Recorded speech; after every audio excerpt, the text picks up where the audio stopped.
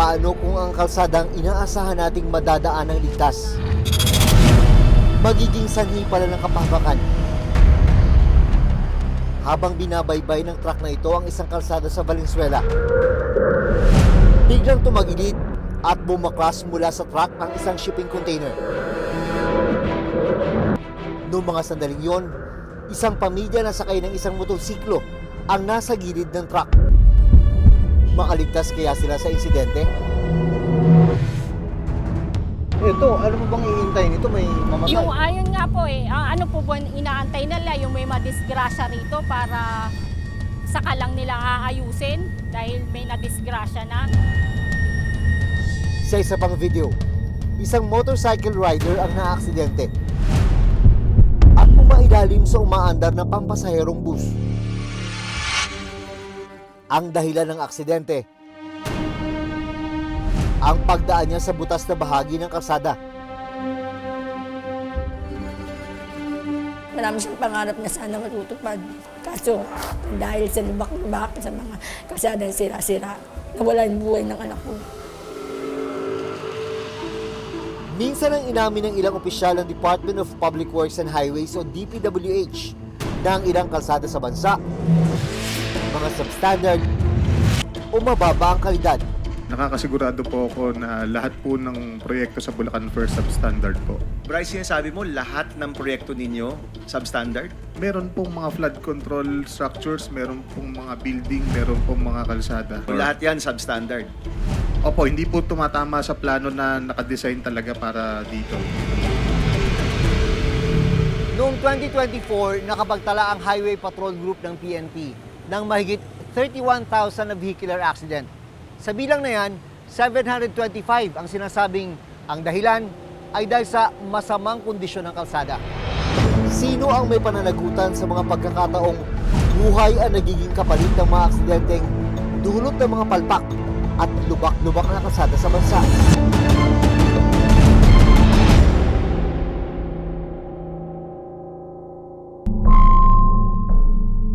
Bandang alas 3 ng hapon ng November 20, 2025, isang 12-wheeler truck ang bumabaybay sa kalsadang ito sa Barangay Ugong, Valenzuela City.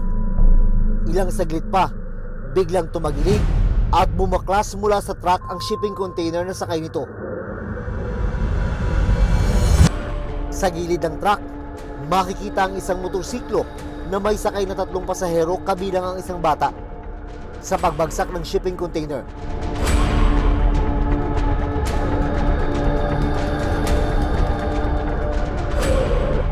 swerteng nakaiwas at agad na nakatakbo ang mga sakay ng motorsiklo.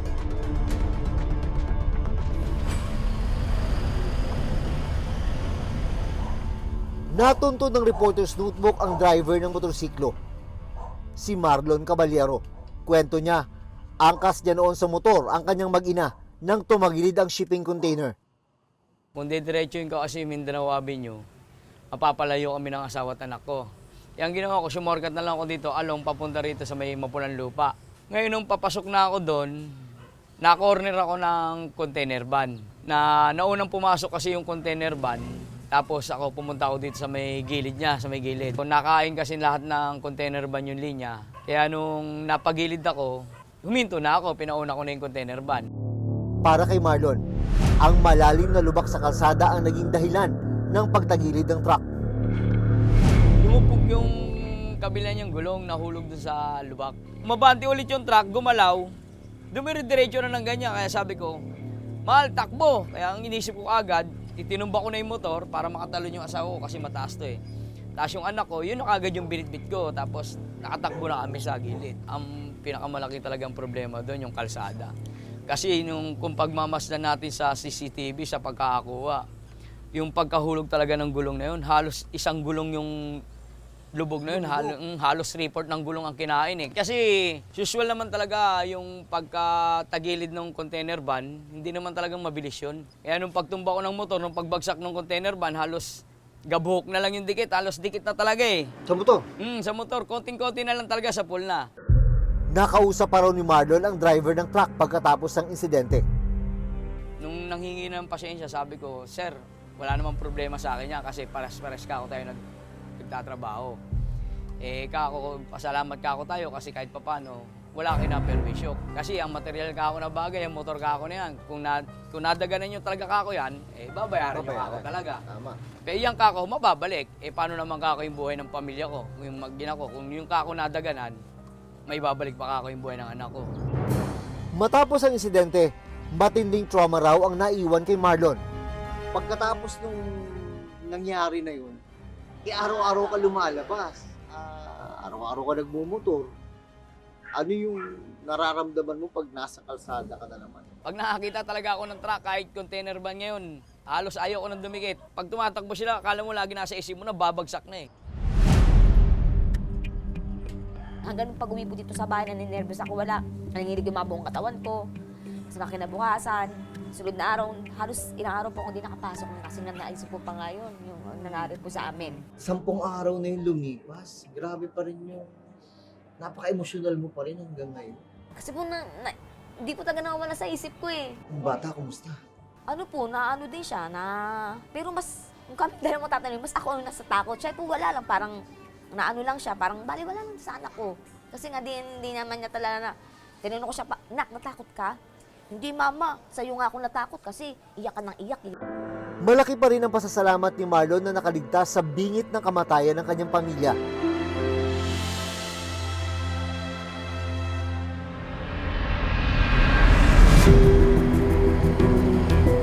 Nandito ako sa Tatalon Street, Barangay Ugong, Valenzuela City. Dito nangyari yung insidente noong November 20, kung kailan bumagsak yung shipping container na dala ng truck. Ito na ngayon yung itsura ng kalsada, mahigit 1 linggo pagkatapos ng insidente. Tinambakan na ito ng lupa at ng bato. Isinarado na rin ito, hindi na pinapadaanan sa mga sasakyan. Ito pa naman yung pinakamabilis na ruta ng mga truck kung sila'y bumibiyahe papuntang Mindanao Avenue. Bago nangyari yung insidente noong November 20, sabi ng mga taga rito, marami na rin silang nakitang mga truck na nabalaho dito sa napakalaking lubak ng kalsada. Ito, nakatakip na ito ng tinambakan na ito ng bato at lupa, pero makikita pa rin talaga kung gaano kalalim. Nakausap ko ang may-ari ng isang tindahan na nasa kanto lang ng kalsada. Nakita ko may nakabagsak na, tas muntik nang matamaan yung kasamang anak at saka asawa. Narinig mong kalabog? Oh, malakas Lakas. yung Kaya nagsigawan kami. Ninervyos na ako nung time na yun kasi biglang bumagsak. Sabi ni Yoli, hindi ito ang unang pagkakataon na may nabalahaw at na-aksidenteng truck dahil sa malalim na lubak sa kalsada.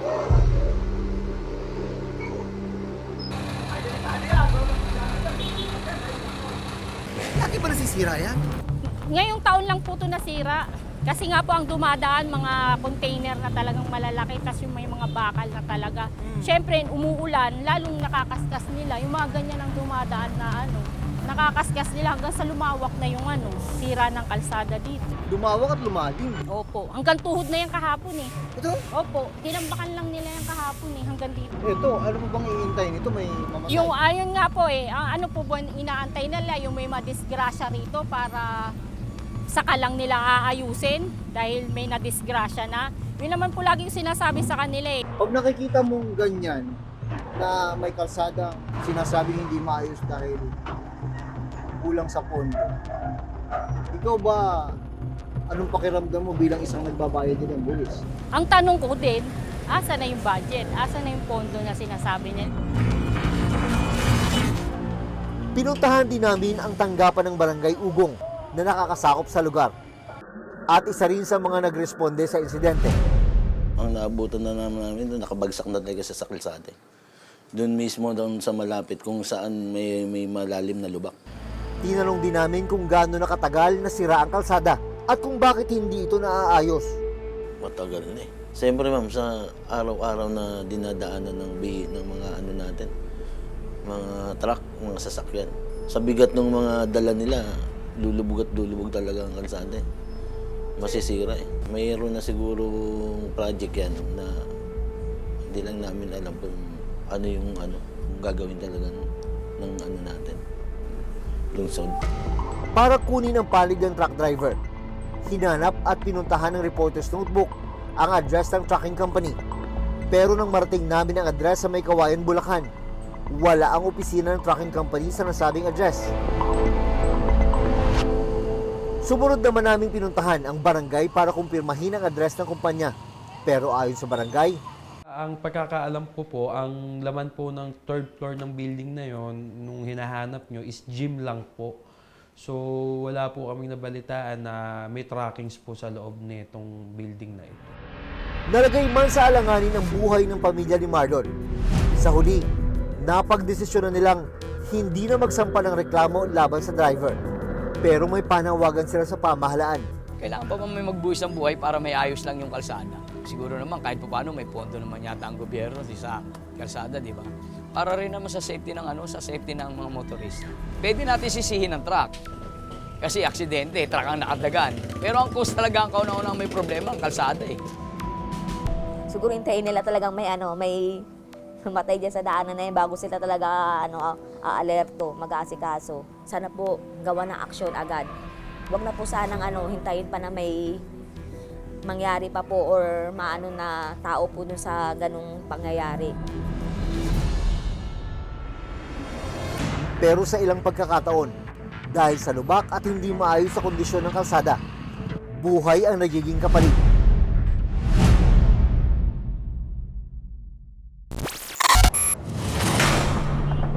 Mag-aalas 6:30 ng gabi ng November 22. Dalawang motor ang magkasunod na umakyat sa Nagtahan flyover sa Sampaloc, Maynila. Makikita rin sa video ang isang bus na paparating. Pero ilang segundo lang ang nakalipas, bigla na lang nawala ng kontrol ang isang motorsiklo.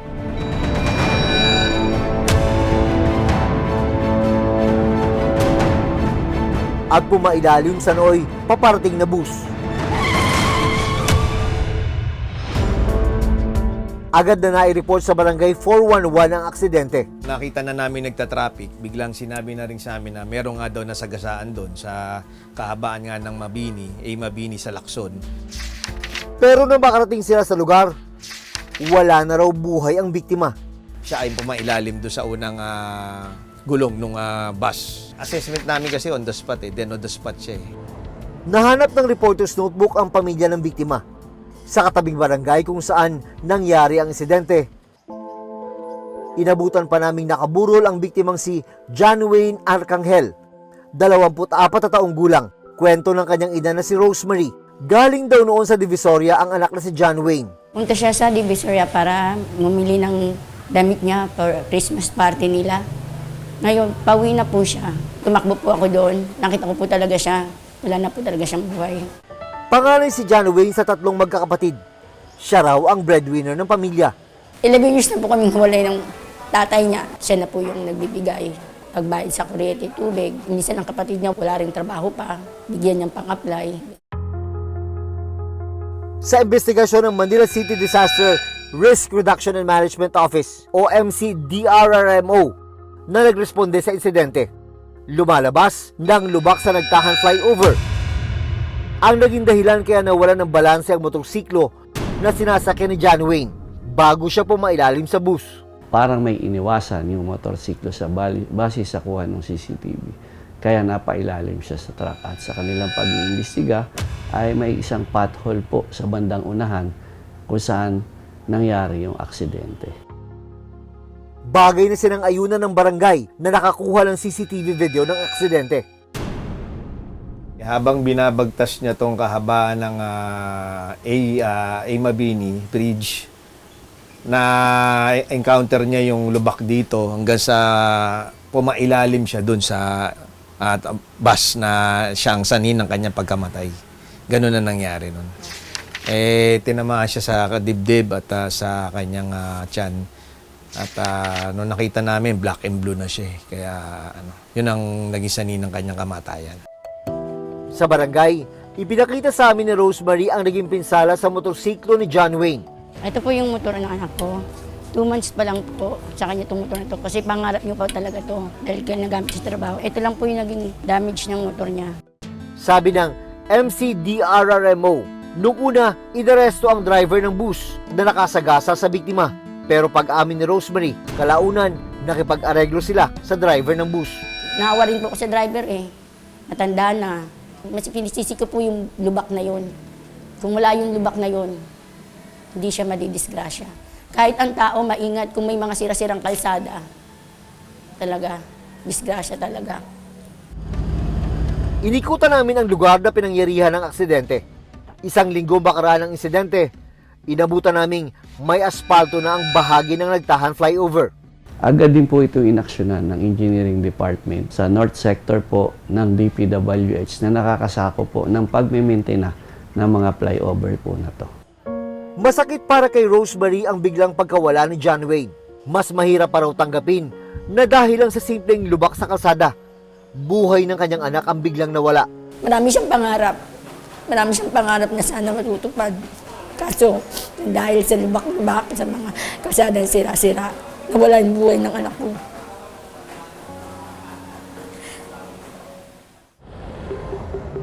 Sa datos ng Department of Public Works and Highways o DPWH, nasa 12.7 milyong kalsada ang maituturing na nasa good condition. Nasa halos 12.6 milyon naman ang nasa fair condition. At nasa halos 4.5 milyon naman ang maituturing na nasa poor condition. Habang mahigit 2.4 milyon ang maituturing na bad condition. Noong 2024, nakapagtala ang Highway Patrol Group ng PNP ng mahigit 31,000 na vehicular accident. Sa bilang na yan, 725 ang sinasabing ang dahilan ay dahil sa masamang kondisyon ng kalsada. Para naman sa kinatawan ng Philippine Advocates for Road Safety o PARS. Isang na-identify ayon sa pag-aaral na nagiging sanhi ng mga road crash o yung tinatawag natin aksidente, yung poor maintenance ng ating mga lansangan, lalo na yung mga major thoroughfare na nagiging sanhi ng mga banggaan, collision, at saka nagiging resulta sa fatality o multiple injuries ng ating mga pedestrian and other road users. Ang problema, may mga pamantayan man daw na dapat sundin. Madalas na hindi naman ito nasusunod. Sa mga karsada, talagang hindi natin naaabot yung standard na karsada na dapat sanang sinusunod natin. Minsan ang paggamit ng asfalto o konkreto, kung makikita nyo, kasi pabago-bago ang panahon natin, hindi tumatagal, lalo na pag nadadaanan ng mga mabibigat na sasakyan na mabilis masira. Ayon naman sa legal expert na aming kinonsulta, may pananagutan din sa batas ang Local Government Unit o LGU sa mga aksidente sa daan na nangyari sa kanilang nasasakupan. Una po, may civil liability. Under Article 2189 of the new Civil Code, it states that provinces, cities, and municipalities shall be liable for damages suffered by any person if there's an injury or even death by the reasons of these defective road conditions. Meaning, kapag po may mga sira or defective, unsafe na road conditions, liable ang ating LGU. Pangalawa, pwede rin po silang maging administratively liable if mapapatunayan na may neglect of duty. Also, they may also be held criminally liable for reckless imprudence resulting to either injuries or death. Ni-report lang po na may lubak after na po ng aksidente, ma'am. Hindi naman po kasi talaga maiikutan ng engineering department. Yung lahat po ng kalsada, pag po kasi mga daan na nasa national road po na tinatawag natin, ito po ay under po sa maintenance ng DPWH. Pero dahil maituturing na national highway ang kalsadang pinangyarihan ng aksidente, DPWH ang may higit na pananagutan sa insidente. Pinuntahan ng Reporter's Notebook ang DPWH NCR na nakakasakop sa Valenzuela at Maynila para kunan sila ng panig. Pero naghihintay pa raw sila ng approval mula sa Central Office bago sila magpaunlak ng panayam. Mananatiling bukas ang Reporter's Notebook sa kanilang magiging pahayag. Para sa dating Commissioner ng Audit o COA, kabilang ang mga road project sa mga paborito raw ng mga kurap. Kasi nga, maraming embedded items dyan na no longer visible. Ibig sabihin, foundation, ganyan, hindi mo na madaling ma-check. Pangalawa, capital intensive, malalaki ang proyekto. Pangatlo, technical Kailangan naiintindihan natin yung design, naiintindihan natin yung bid items. Nakakasigurado po ako na lahat po ng proyekto sa Bulacan First substandard po. Bryce, sinasabi mo lahat ng proyekto ninyo substandard? Opo, Your Honor, kasi lahat po ito may obligasyon na kailangan itago. Meron pong mga flood control structures, meron pong mga building, meron pong mga kalsada. Pati Your classroom, Honor. kasama dyan, no? Kasama po, Your Honor. So lahat yan substandard. Opo, hindi po tumatama sa plano na nakadesign talaga para dito.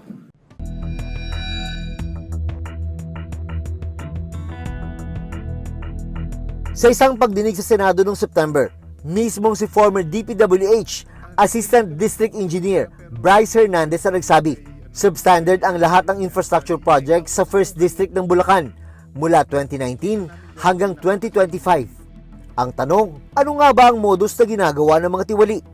Ilalagay mo kanyari sa specs yung pinakamahal, pero actually ang ilalagay mo ay yung pinakamababang presyo. Di siyempre, pag natabunan na ng simento at hindi na yan makikita, di ba? Pangalawa, yung thickness. Tapos kung minsan, dinadaya din yung width o yung length. Sometimes, ino-overprice yung mga bid items. Yung presyo ng simento, presyo ng buhangin, di ba? Sa unang naging pahayag ni DPWH Secretary Dean Sison, sinabi niyang may ginagawang paraan na raw ang ahensya para maiwasan ang mga anomalya sa infrastructure projects. Tinignan natin yung mga presyo ng mga materyales ng DPWH. And dun sa overprice, syempre, yun na yung paraan para kumubra. Di ba? Para magnakaw. Diba? Overprice eh. So sabi ng Pangulo, baguhin mo na yan. So, through the help of our, yung mga magagaling natin, kamukha yung bago nating undersecretary doon, nabago natin, napababa natin yung presyo. And unprecedented yun. Hindi pa nagagawa to ever, I think. Ayon na rin sa datos, marami ang patuloy na nalalagay sa paghanib habang nasa daan. Dahil sa mga malubak, sira-sira, at substandard na mga kalsada. Nakapanlulumo lalo na't lumalabas ngayon na bilyon-bilyong piso na para sa mga infrastruktura ang napunta lang di umano sa katiwalian. Hanggang sa susunod na Sabado, ako si Jun Veneracion at ito ang Reporter's Notebook.